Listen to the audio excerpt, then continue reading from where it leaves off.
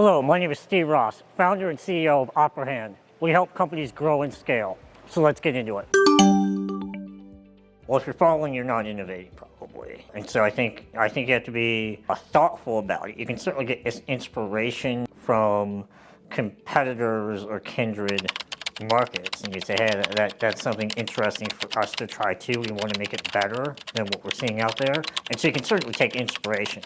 You don't have to necessarily be the thought leader, the market leader in every aspect of innovation.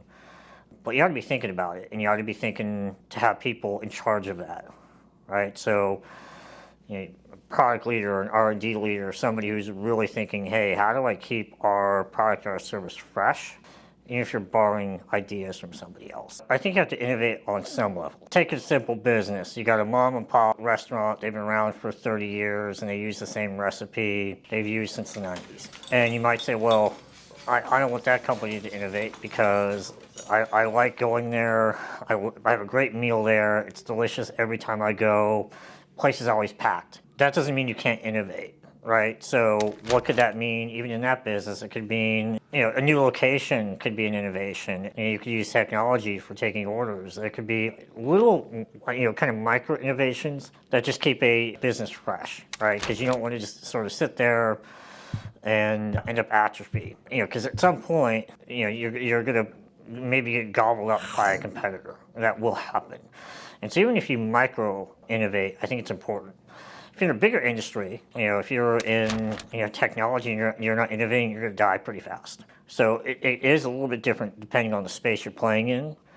But to say, hey, I don't need to change a thing ever is the wrong thing to say. And so you can innovate just in things like your marketing, right? Because your marketing gets stale. You might have a thriving business and all of a sudden people forget about you because it's just not as relevant anymore. So a lot of it's about staying relevant and having people care about doing business with you. And so you don't need to innovate on the scale of Apple always. To come out with a life-changing product in order to be innovative. But little things along the way can be super helpful. Well, it's your special sauce is the way I would think about it. What is your flair? What you offer to the market? That even goes back to why do we do what we do? When you get up in the morning, you say, okay, why do I have this company? Why do I believe in this company? Why do people come work for my company? There's something about it that makes it special. If you take Apple, for example, they want simplicity. They want something that's beautiful, right? That's sort of the idea behind an Apple product. And it's everybody knows it. That's their brand. It's how they portray themselves. And so I think every company has to have that.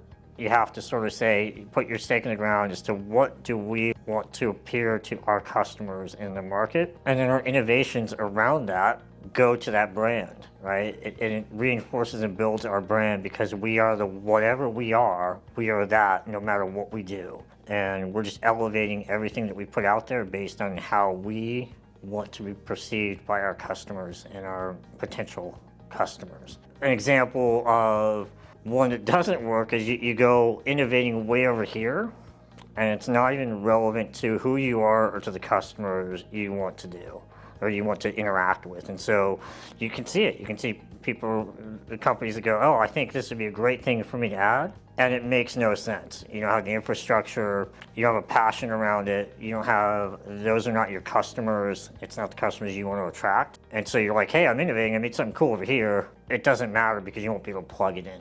I'm looking over here, I see a can of Coke, which I brought in. And maybe people wouldn't remember this. Coke came out with new Coke. They wanted to innovate. They wanted to become a totally different brand.